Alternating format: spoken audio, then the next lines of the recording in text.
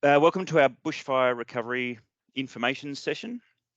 Thanks for making the time to join us. My name's Josh Marr. I'm a stakeholder communications manager with Parks Victoria, and I'll facilitate this session, which is also being recorded for those who couldn't make it. This session is going to provide some status updates on some of the recovery work that we've been doing in parks in East Gippsland, and some key recovery and investment projects that the government's been funding across East Gippsland also. As we approach the end of the year, we felt it a timely moment to give an update on how some of this work has been progressing and also what's coming up. So thanks for joining us. Before then, on behalf of our presenters, I want to acknowledge the traditional owners of the lands on which we're meeting this evening, and I pay my respects to their elders, past, present, and emerging, and any traditional owners that are joining us on the call today. We work with many traditional owners across East Gippsland, including in joint management of a number of parks with Gunai Land and Waters Aboriginal Corporation. These partnerships are very important to us and provide great knowledge in how we sensitively deliver projects in these places. So here's a brief agenda. The update we've prepared today is going to focus on some key parks and projects within and around those areas. And as well as Parks Victoria presenters, we've got some representatives from Regional Development Victoria and the Department of Energy, Environment, Climate Action, and Climate Action joining us for some updates as well. And while we may not get to every project or point of interest for everybody, rest assured we'll be able to follow up with questions and further information for any specific queries you might have had that we didn't get a chance to get through. There's a lot going on, as I'm sure most people are aware. We'll also have some time for Q&A at the end. And for the Q&A, please feel free to put those into the chat function, and we'll address them towards the end, but feel free to add them as we go through the presentation. If something triggers a question that you'd like to ask, pop that in there and we'll try to get through all of them. As I said, if we don't, we're going to follow up after the session. So don't worry about missing your question. And this is also obviously not the one and only time you can engage with us. We'll be looking at other sessions next year, and we have an email address that I'll share later on, as well as a feedback form where you can follow up with us. The format of today, the briefing, and we've chosen that format so we can reach as many people in one session as possible. And to make sure we get through the content and answer your questions efficiently and quickly, we've decided to do that through the chat function.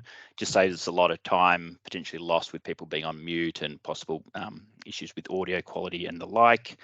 Gives us time to focus on the updates themselves.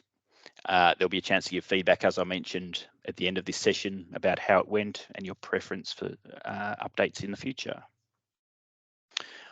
On that note, please remember this is a public session and we want this to be informative and constructive. So we just ask that comments and questions are respectful, not just of the speakers, but of your fellow attendees. If you're having any tech issues as we go along, there's a phone number there and an email address for Kaz, who's our tech whiz in the background. So please get in touch if you're having trouble connecting to the presentation or hearing us or entering your comment or question. But that's it from me. I'm going to hand it over to our presenters now. We have today Lisa Petroni, Executive Director of Visitor Experience with Parks Victoria. We have Kerry Villiers, our Regional Director of Eastern Victoria with Parks Victoria again. Daryl Brook, who's a Bushfire Recovery Coordinator with Regional Development Victoria. And Josh Coleman and Tony Dowler, who are both from the Infrastructure and Resources team at the Department of Energy, Environment and Climate Action. Thanks for joining us, everyone, and I'm going to hand it over now to Kerry Villiers, our Regional Director. Thanks, Joshua, and I'd just like to thank everyone who's made the time this afternoon to meet with us and to give us the opportunity to provide an update on where we're at with the recovery program across Eastern Victoria, in particular East Gippsland. We're coming up to 4 years since the 1920 bushfires, which saw more than 1.5 million hectares of public and private land burned, including nearly 1.4 hectares of forests and parks, plantations, native timber assets, and other public land areas. And we want to acknowledge that there has been a really long road to recovery in East Gippsland following the Black Summer fires. In addition to those fires, we've had subsequent storm and flood events. So in June 2021, we had floods and storms, and then again in April, October and November of 2022, and again twice more this year, again in June and October. Following the Black Summer fires, 90% of the parks in East Gippsland were closed, and we're really proud to have been able to get all bar one of those parks open. So only Point Hicks Lighthouse Reserve remains closed. And the team have done an incredible job to get those parks open, not only following the fires, but also up to 3 times parks have been closed and reopened following the storms and the floods that we've experienced. So the scale of damage has been enormous, and the extra hit of storms and floods has added to the scale and the complexity of the recovery works that we're delivering. In addition to those challenges, we also want to acknowledge the complexity of the regulatory environment which we operate now. So cultural and environmental safety underpins all of the work that Parks Victoria carries out. And we acknowledge that it takes time to work through this complexity, and we're committed to preserving the unique cultural and environmental values of East Gippsland, and this is a complex process for us to go through. So we acknowledge your frustration, the community's frustrations, that there's still assets to be restored and repaired, and we want to assure you that we're working hard to complete the delivery of recovery works. And there's a lot that we have done, and there's a lot that we continue to do. Josh, if you could just bring up the map on the next slide. So this image here just gives you an idea of the scale of the projects, not only recovery projects, but betterment projects that we're undertaking across the whole region. So we're committed to building back better, to improve and strengthen East Gippsland's parks and reserves, and we'll continue to advocate strongly for additional government funding where required to ensure that what we build back are world-class and continue to play their part in supporting the Gippsland tourism economy. Thanks, Josh. So we wanted to just highlight some of the completed work that we have undertaken. So right across East Gippsland, we've upgraded campgrounds. So in addition to the recovery funding, we've had betterment funds to make improvements to Shipwreck Creek, where we've installed new bollards, steps, walking track from the camp to the beach. At Banksia Bluff in Cape Conran, again, new bollards, facility maintenance on toilet blocks.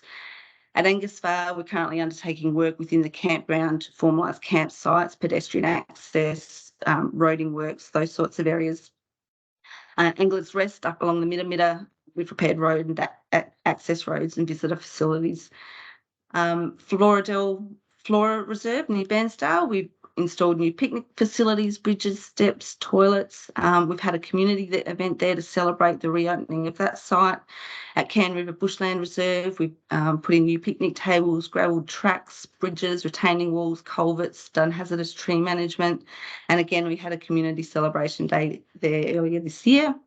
At Potholes Reserve near Buchan, we've had facilities replaced there, including a new picnic shelter and interpretation shelter, and that work's been completed as recently as the last couple of weeks.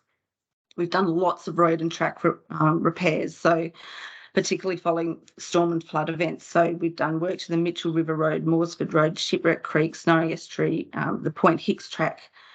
We've done upgrades to the Marlow to Mott's Beach walking track and car park and done a lot of work there. We've done a lot of hazardous tree management. So following the fires and the storms, it's been really important that we've managed our sites and been able to keep them open safely for visitors. So we've assessed, monitored and removed hazardous trees and campgrounds, picnic areas along roads and tracks to allow staff to work in there, contractors to access those sites so they can do recovery work, but also making the sites safe for visitors to continue to enjoy. And we've done a lot of road clearing, vegetation, and that work continues. We're still seeing significant regrowth of vegetation following the fires. So that's an ongoing management challenge for us, but something that we're continuing to work on. Thanks, Josh.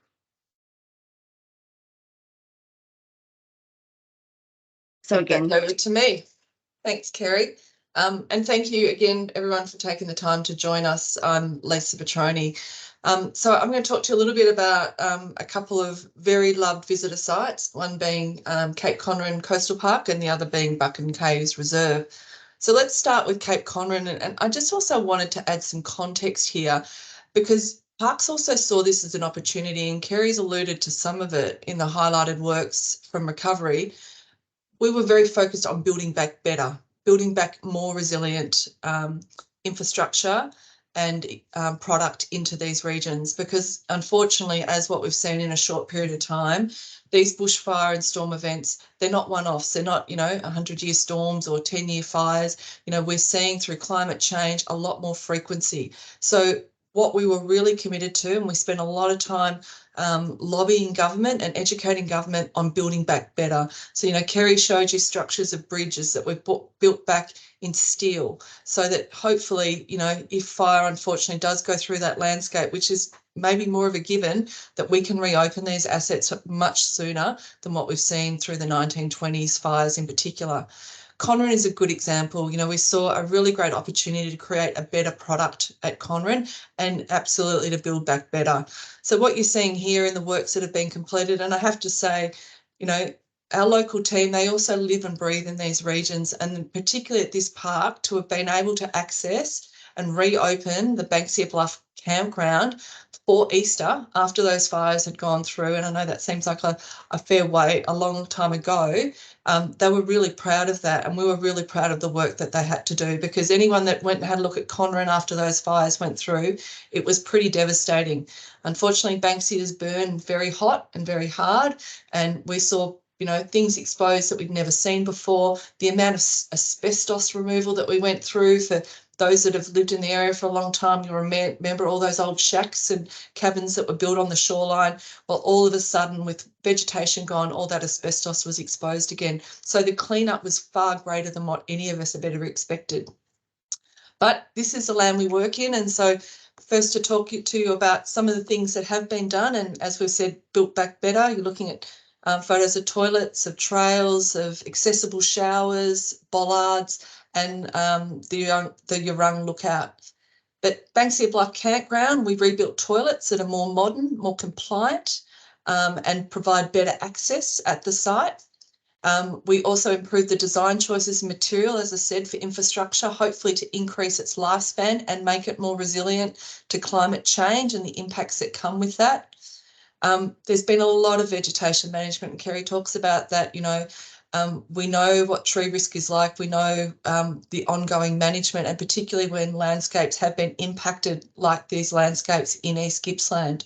So there's been lots of brush cutting, lots of slashing to keep campsites and tracks open and accessible and safe. We've been really selective over the vegetation removal that we've done, because again, for this campsite, what we want to see come back is the Banksias. That's something that's so unique about Cape Conran, and we are seeing some great re-establishment of Banksias in that park. Hazardous tree management, which we talked about, is an ongoing issue. The Yoorung Lookout, which is in the picture there, was undermined by the storm events and it was at risk of collapsing. We removed the old structure and we've rebuilt a new structure that is complete and open. The Estuary View Walk, which was a boardwalk along the track, was also rebuilt to improve the visitor experience, and also there to help protect flora and fauna and cultural heritage as well. So that's just some of the work that's been completed at Conran, and a lot of it was done very quickly after the fires. Next slide, please, Josh. So what everyone's keen to know, we hear, is what's going on at Conran and what's next in the coastal park. The East Cape Boardwalk, so we've been through all the regulatory approvals and we're commencing work on the replacement of East Cape Boardwalk before Christmas. So that will be fully complete in early 2024. And then we've got the East Cape extension. I talk about opportunities and, the way Parks Victoria lobbied for more money, where we saw there are opportunities to increase the visitor experience. And this was one of them. So we saw the opportunity to expand the East Cape Boardwalk and extend it, and that's what we were able to secure funding for. So we're working on that now, which is only going to enable not only a better visitor experience, but it's also going to protect fauna and flora and cultural heritage for this park for many, many years to come. So we're working through all the final regulatory approvals for that, and we'll see those extension works start in early 2024. Yoorung Bridge, some of you would be familiar with that.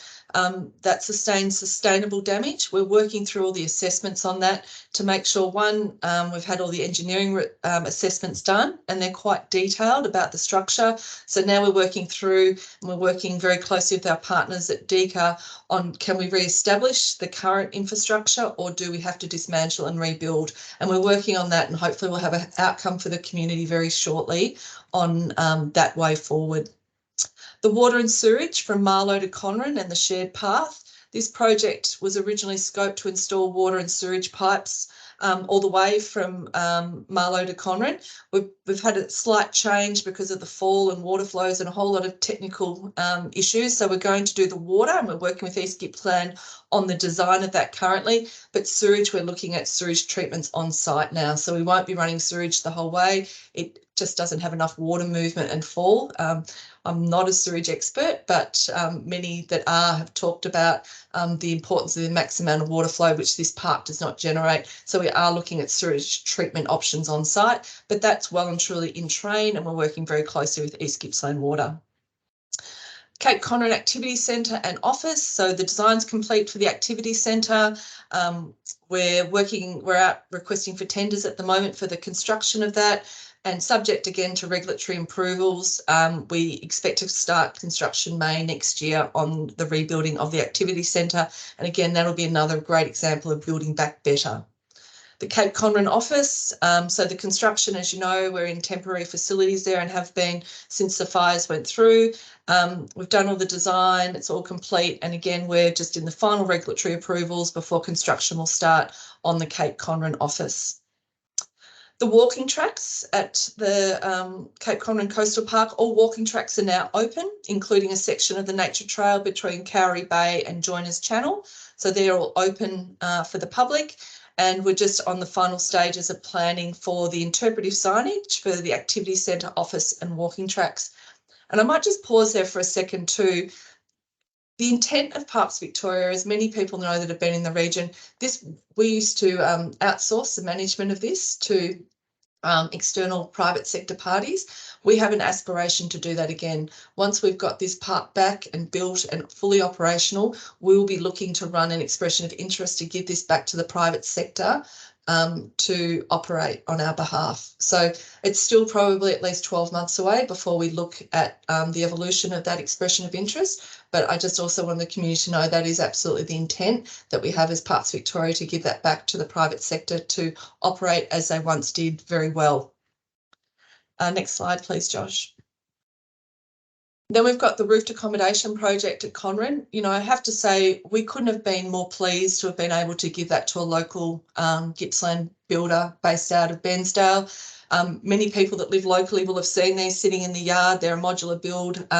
We're putting back 10 brand new cabins. Again, we talk about building back better. The roofed accommodation and the cabins at Conran were fabulous. They were very nostalgic. They had lots of heritage value, but they weren't great in winter. So, you know, we would see only a very small time that they offered the type of experience customers and visitors were looking for, and that was pretty much over those 6 to 10 weeks of summer and parts of Easter. After that, they were a really hard product to sell because they just were not built for purpose for the environment that is Cape Conran. So these new cabins that we're putting in, they've got heating, they've got cooling, they're made out of sustainable material, they've got 6-star energy ratings. So, you know, in that concept, we're building back a much better product, which we believe will drive great visitation for 365 days a year at this park. So that's just an example of where we're trying to put back much better than what was there before. We lobbied again very hard. We only got so much for insurance money for the cabins, but we lobbied for betterment money from government as well to realise some great opportunities here. So we're working through all the final approvals. The field work's currently in train and taking place. As I said, they're all being built off site. So once the regulatory work's done and we book the big flat-bedded trucks, we'll be able to ship these onto site. And we expect that the installation of the cabins will commence from May 2024. It'll go through probably till the end of 2024, but will commence from May 2024. But I've seen them, I've been in them, and hopefully many of you have. They're awesome, they're fantastic, they'll be great for families. They've got all abilities access as well in some of them. So we're really excited to see how we go about realising the accommodation and the new roofed accommodation at Cape Conran. That's my last slide on Conran, so I'm going to move to Buchan now. And again, please, if you've got any questions, please put them in the chat if there's something that you feel that we haven't covered, or there's a little bit more of a deep dive that you would like to do on anything that we're presenting today. So Buchan Caves Reserve, again, many of you be familiar with that. For us, it's an extremely important park for us, both from a community perspective, but also from a cultural perspective. We manage this in joint management with Gunai Kunai, and we're really proud of the relationship and the management that we have of this park at Buchan.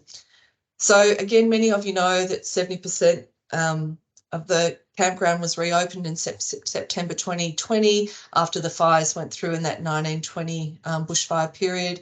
Again, a park that was heavily impacted, a park that's very interdependent on bridges to connect people through the park. And of course, with some of the extent of the damage of the bridges, it made it very difficult for us to reopen sections of that park. But the campground is a mixture of powered and unpowered sites. It's set under well-established trees. This park also has a heritage overlay, so it's got some significant European heritage as well. Walking tracks, there are several walking tracks within the reserve. Some of them, majority of them are open. We've still got a couple that we're working through the final tree assessment and some damage.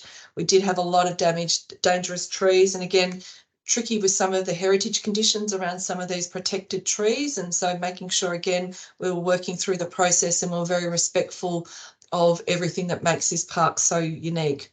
And of course, we know how important that pool is in Buchan.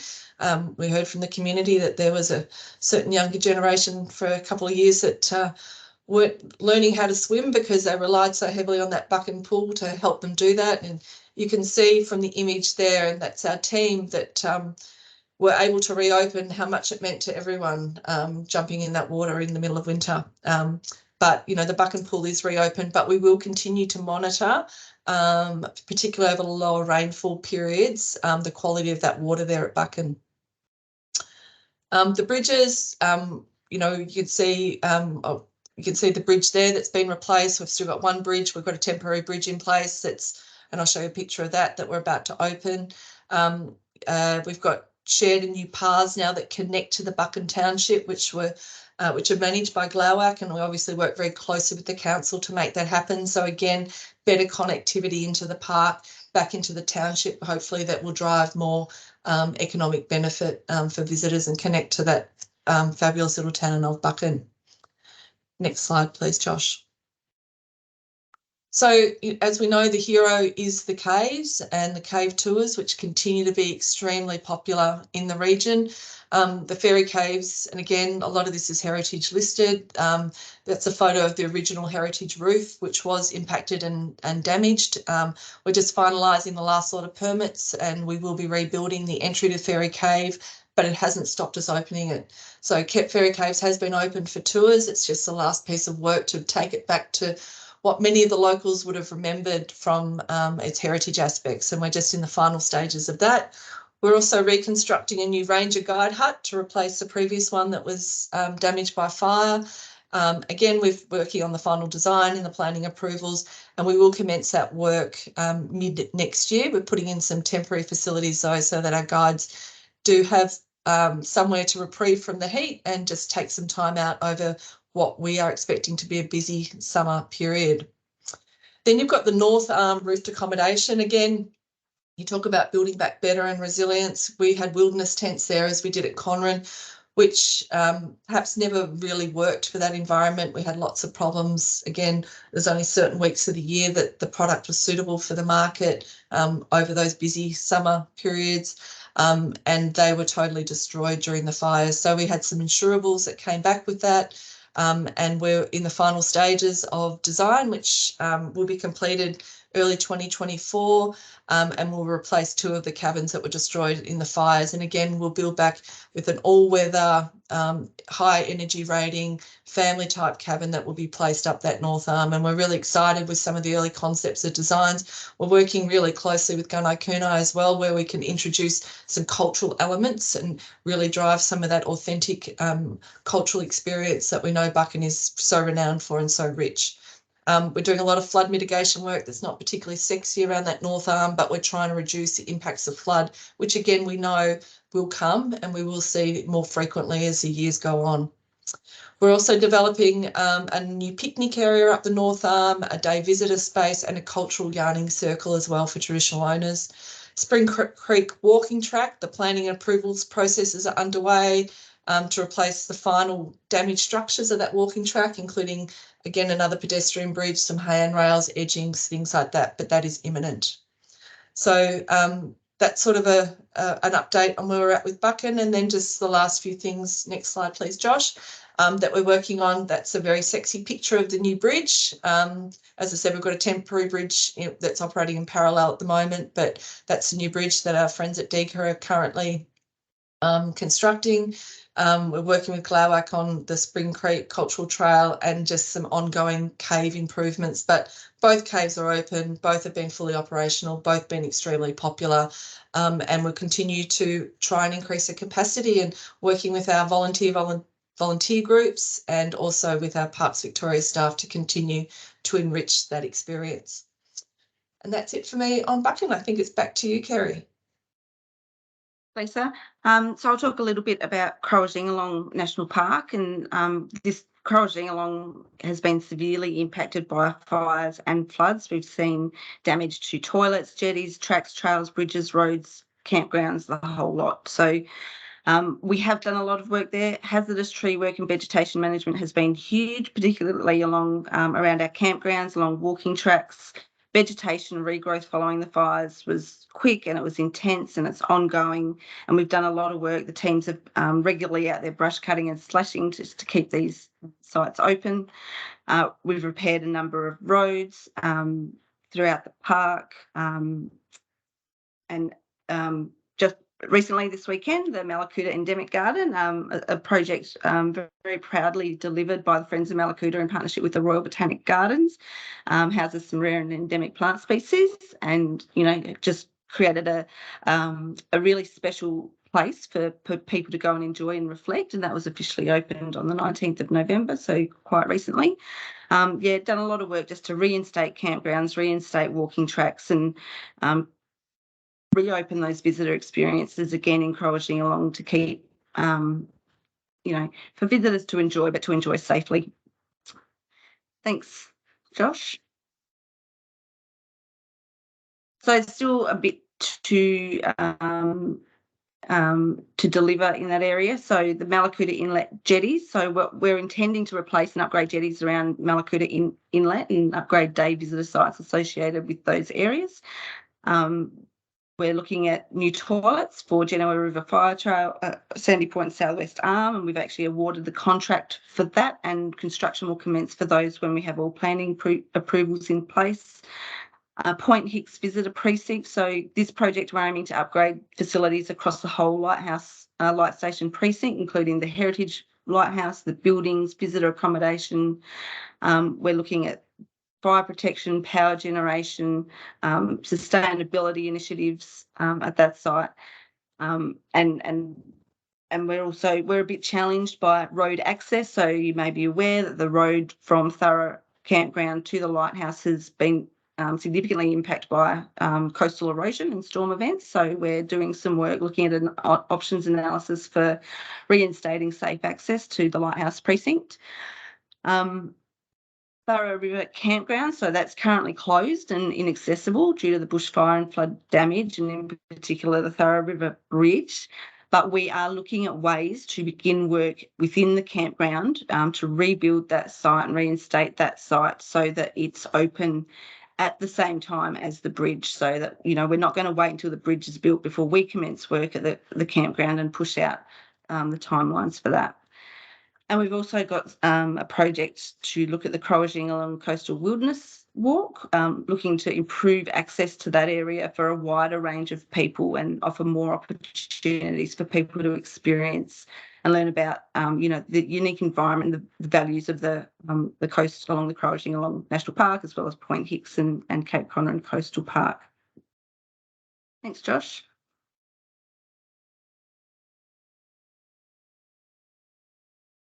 G'day, everyone. Thanks very much for having me. It's a pleasure to be here this evening and to have the opportunity to provide a bit of a brief update on the Thurrock Bridge replacement project. I'm a civil engineer within DECA based in Gippsland, and I've been involved with this project for over 12 months. And I also have Tony Dowler here this evening from DECA as well, who has been involved with the project. Tony and I both belong to a team within DECA who is involved with facilitating the replacement of bridges across the state, both on DECA and PB roads. And we've been doing this work for approximately 15 years. DECA, together with PB, we're treating this project with priority and urgency to ensure the bridge design and construction is efficient. We certainly understand and acknowledge the importance of the bridge for the East Gippsland community, and where DECA is certainly proud to be a part of the project. And from a personal point of view, as a civil engineer, I believe this is a great civil engineering project, and I'm really happy to be involved with. So the project delivery, while Thurrock Bridge, DECA picked this up from PB, or responsibility of the project in early 2022. We hit the ground running with pre-tender engineering work. So this involved preparing concept designs, doing geotech investigation, and that then enabled the planning activities to commence. And this involved obtaining all the appropriate planning approvals and permits from all the relevant stakeholders. A large amount of work was completed in this space, and this work enabled the tender period to commence. So regarding the tender period, the tender was released on the 14th of July. There was an industry briefing held on the 27th of July, and tenders closed in September. Contract award is expected to occur in late December. In regards to stakeholder engagement, updates on the Thurrock River Bridge project will be on the Parks Victoria website, and there will be targeted stakeholder engagement with all the relevant stakeholders throughout the duration of the project. So what's next? As I mentioned earlier, it is expected that the contract will be awarded in late 2023, with design and construction of the Thurrock Bridge replacement to commence in the first half of next year. The project is scheduled for completion in late 2025, and the bridge provides access to the Thurrock River campground, which is expected to be reopened once the bridge has been reinstated. Thanks, Josh. And this is an illustration which basically outlines what I just advised on, but I can maybe, as you can see, the campground reinstatement works is captured within that bridge construction phase. And I do believe there's an appropriate sort of construction phase or duration phase that's been provided, considering the complexities of the bridge and the significance of the bridge in terms of size. We might move to the next slide. Thanks, Josh. So a little bit of information on the Thurrock Bridge. And just to be clear, the existing bridge that is still there, that will be demolished and completely removed from site. That will be part of the project. Key information on the new Thurrock Bridge. The bridge will be designed to be in accordance with current Australian standards relevant to bridge design and construction. The bridge will be located on the same alignment as the existing bridge to ensure the new bridge matches the existing road alignment and construction footprint is minimised. The bridge will have a 100-year design life. And as Lisa and Kerry mentioned earlier regarding building back better, the bridge will be constructed of steel and concrete material. And this is to ensure that the bridge is compliant with Australian standards and we do meet the required design life and required strength of the bridge. Certainly the geotechnical and hydraulic elements of the precinct will be considered as part of the bridge design and construction. And vehicle and pedestrian safety barriers will be incorporated onto the bridge to ensure the bridge is safe. And the bridge will have the required strength to support and accommodate all emergency heavy vehicles that would be using the bridge to access the Point Hicks precinct area. Thanks, Josh. So a significant operational challenge for that we're often faced with when replacing a bridge is access to the bridge. Typically, our bridge sites are located in remote forest areas, and the Thurrough Bridge is no exception. Parks Victoria and DECA have been working together to repair and ensure the Point Hicks Road is safe for the Thurrough Bridge construction vehicle access. The recent works have included road repair work, which has involved resheeting work, and that was in response to a flood event that occurred early last year. And there's been a good level of engineering work undertaken on existing crossings that are on the Point Hicks Road that are en route to the Thurrough Bridge replacement to gain an understanding of those existing bridge structural capacities, so we can have an understanding of what vehicles can and cannot use the bridge during the construction phase. So thanks for that. I think that's all from me. Thanks, Josh. Hi everybody, I'm Daryl Brook. I'm from Regional Development Victoria and Gippsland. There's a team of us that are working here on various government supports that are available, including two programs that were specifically funding Black Summer bushfire recovery projects. Our projects tend to be around economic recovery, so commercial as well as community organisations, local and state government. We have a crossover with Parks Victoria on some projects and quite a few crossovers with East Gippsland Shire on mainly township and visitor attraction type projects. And a number of our projects have also other funding that goes, so non-bushfire related funding as well. Thanks, Josh. So running a few of these local economic recovery program grants, you can see these are all the ones that have been completed. So these have been running for 3 or 4 years now. They were all impacted by COVID and cost escalations and other difficulties that have come along with getting planning and those sorts of things through. But these projects happily are completed.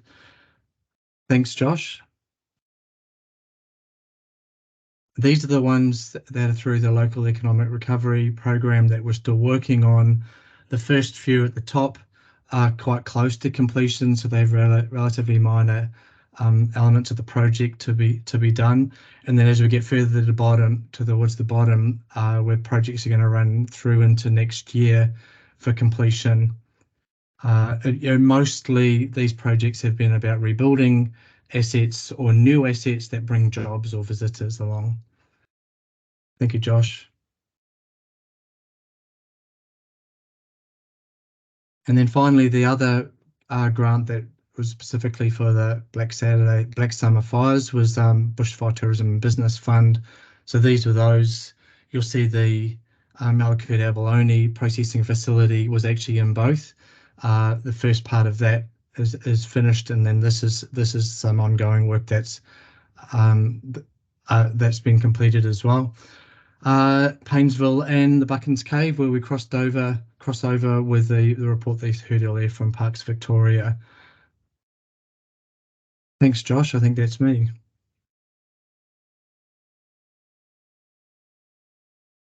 Thanks, Daryl, and thanks to all our speakers for getting through a lot of information nice and quickly for everybody.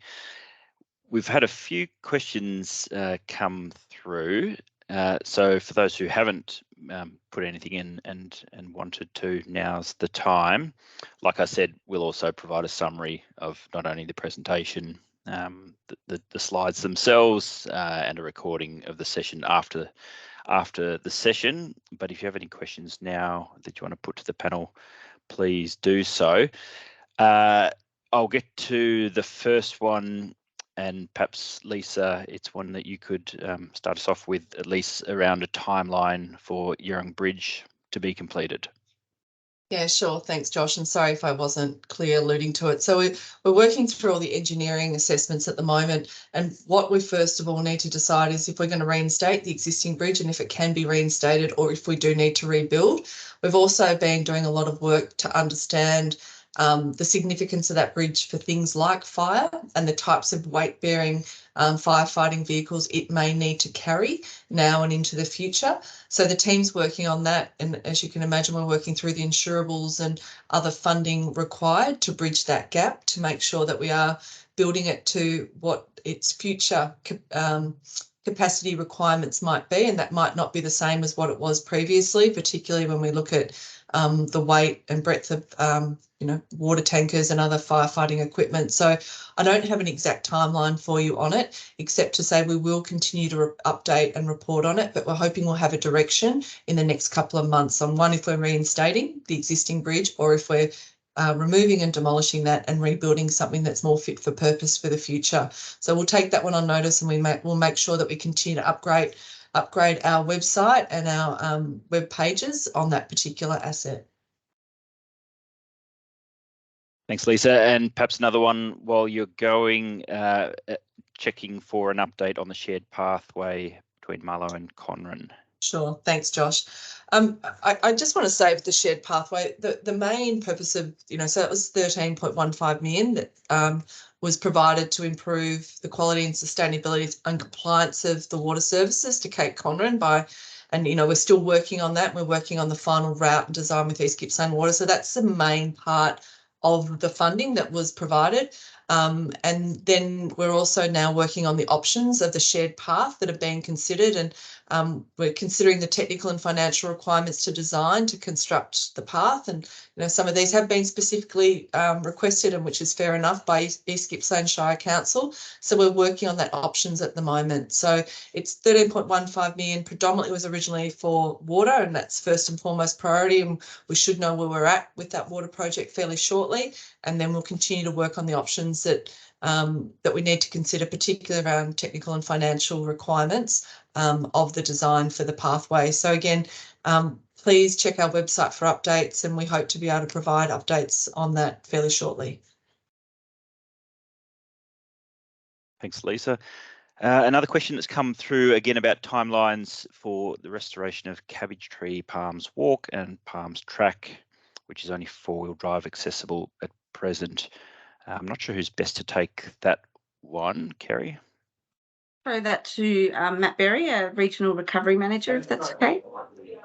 Thanks, Kerry. At the moment, Cabbage Track or Palm Track is out to market at the moment for repair and reinstatement. We've had an engineering come out and look at it, particularly where the creek actually runs along the road for a section of that. So we've had an engineer recommend sort of reinforced concrete gravel to replace a section of that. We've had an engineer come out. We've put it out to market. We're hoping to have it done prior to Christmas. We're just dependent on contractor availability for that one. And it's just been, we've obviously been doing a lot of work in the roading space, particularly following the flood events that we've had. And it's just been capacity. There's only so much we can do at once. And we're hoping to have that done pre-Christmas to make sure that site's accessible. Thanks, Matt. I see there was a hand up, possibly by Stephen. Stephen, I don't think your microphone is going to work, but if you did have a question or a comment, please put it in through the chat function. Otherwise, we don't have any other questions sitting here at the moment. I'll just give people another couple of minutes in case something pops into their mind.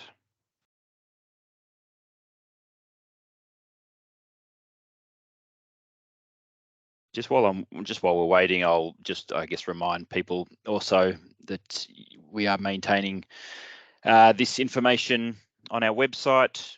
We've got pages dedicated to these key parks that we've gone through in particular. So, at any time you can, of course, jump on there and see the current status of these projects that we've been talking about.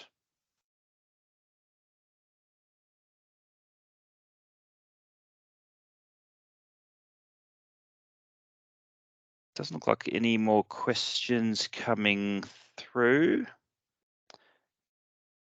So we'll leave it open, but I'll start to do the wrap up otherwise. And if anyone else has a question, please put it in the chat. But yeah, look, we've gone through a lot of information here, and I appreciate it may be something that people want to take away and maybe listen to the recording again, look at the slides again. Please come back to us with any questions at that point in time. As I mentioned, there's information about these recovery projects on the Parks Victoria website. We also do e-newsletter updates, so you can subscribe on those same pages. And at any time as well, you can contact us with a direct question at that engage@parks.vic.gov.au email address. That's the email address from which we'll send a follow-up after this session, which will include the recording and some other bits and pieces. And I see another hand up, but I'm sorry, we don't have the microphones on. So if you have a question, just pop it in the chat there. We'll also be sending out a short feedback form for everyone who joined us tonight, both to understand if tonight's session provided the information that you were interested in and in the style that you were interested in. And also beyond that, we're really keen to hear about how you want to continue to receive information about these projects, what your preference is for getting that information, be it website, email, sessions like this one. If there's a desire and a demand for it, we'll definitely consider more of these sessions next year. So do let us know. We have got another question, Josh, on Thorough. Yeah, great. It's probably it's a PV and a Josh question, but in relation to the campsites, yes, we're definitely putting back what was there previously. So that's our intent, to put back the same 80 odd campsites that was there previously. Hopefully, Kerry, they'll be slightly better than what they were before. Yeah, one of the things that we are looking at is the positioning of those campsites. So some of those were subject to inundation from the Thorough River. When if the mouth would close, the water would come up and we'd have to close a number of campsites due to inundation. So as part of the design process, we'll be looking at whether there are opportunities to put back campsites in areas where they won't be impacted to that sort of inundation.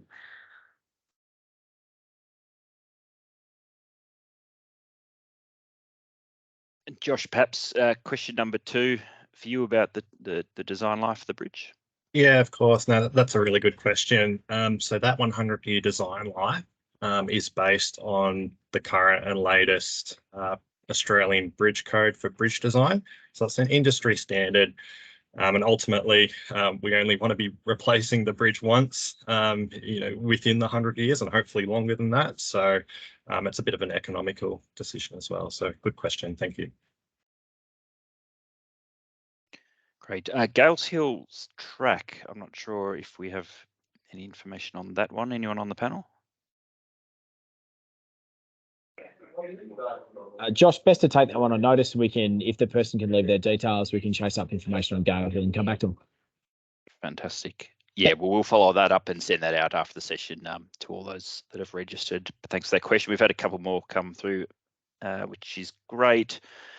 Question around the jetties at Malakuta that were built with insurance funds.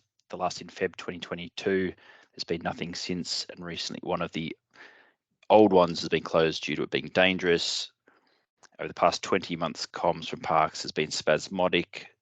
There's some funding allocated to update the jetties close to 3 years ago. So basically, when will works begin on those jetties?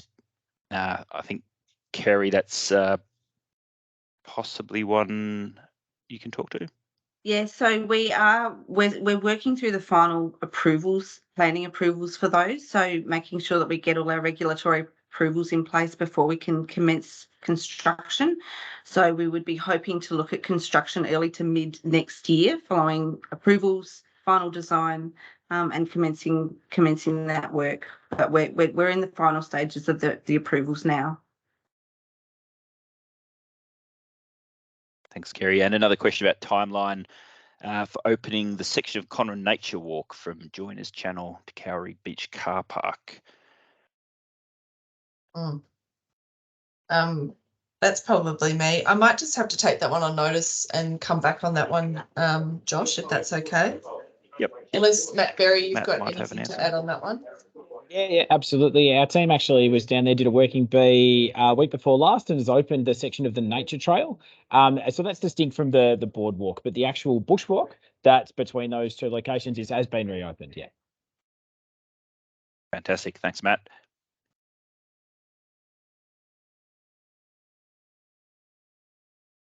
So happy to answer any other questions while we've got a few more minutes in the schedule. Might just wait another couple and see if any further ones come through. Otherwise, here we go. A question about the shared pathway. Lisa, this might be for you again. Funding has been prioritised for water. Will there need to be additional funding for the pathway? If so, has this process commenced? Again, we've put the options up, but I think we all have seen what construction costs have done since pre-COVID, and this fire did impact pre-COVID, and a lot of the prices that were scoped at the time were sort of pre-COVID prices. So once we've finalised the options of what that looks like, we'll test it with some quantity surveying to see where the prices are at. But it's highly likely it'll be over what the allocated budget is that we have currently. And anyone that's building, and what we're seeing across the state is somewhere between 20 and 30% increase in construction costs in the last 2 years in particular. So we don't know it for sure. We've got to do the quantity surveying. Once we've got all the options done for the bike path, and that's the next stage we'll go through. And if that's the case, then that will also be put up through different arms of government to see if there is any additional funding available if required. But again, it's we all know it's a bit of a tricky market at the moment. So we don't have all those facts and figures yet, but from what we're seeing as trends across all of our other construction projects, we expect that there will be increases in construction costs for the pathway. Thanks again, Lisa. Just the comment that came through, yeah, we'll share a copy of the presentation and a recording of the presentation in the next day or two, along with, that feedback form that I mentioned, and we'll follow up on any of those questions that we've taken on notice this evening. So there's no other questions currently sitting there. I'll just give it another minute because they have been trickling through.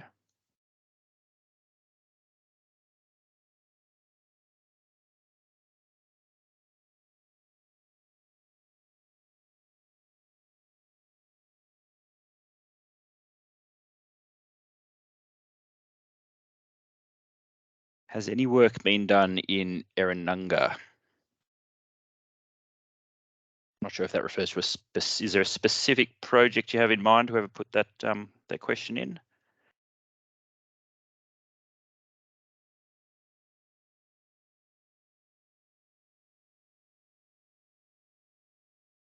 Maybe while we're waiting, Josh, Michael Trainer, District Manager, can let us know if there has been any sort of work that's happened in Narrandunga National Park. Yeah, so there's been some upgrades of a number of the roads and tracks within the area, particularly after damage from the storm events we've been hearing about, and also some work on the some of the visitor facilities there as well. So it's while they weren't majorly damaged at the time, a lot of tree work has also occurred through the park there. Thanks, Michael. We'll just continue to wait just a couple of minutes. I feel like there's a little bit of a lag in some of these questions through, so we'll keep waiting, give anyone else an opportunity.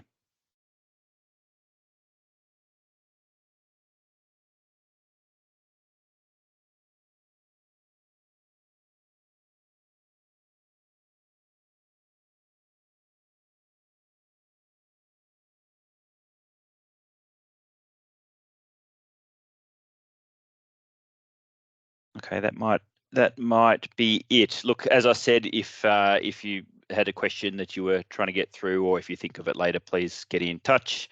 As I've mentioned, we'll send out a follow-up email with all the bits and pieces in there. But for now, I'd like to, thank you again for joining us. We're pleased we're able to hold this session and share some of these latest updates on these projects. We understand the interest and the importance of this work that is happening in East Gippsland. Thanks to the presenters from Parks Victoria, Regional Development Victoria, and also DECA. And yeah, in the chat there as well, Kaz has just dropped in that feedback form as we're talking. So please jump in there and let us know what you think about the session itself, and also how you might like to receive future updates from us. But I think I'll call it there. So thanks again, everybody, and have a good evening.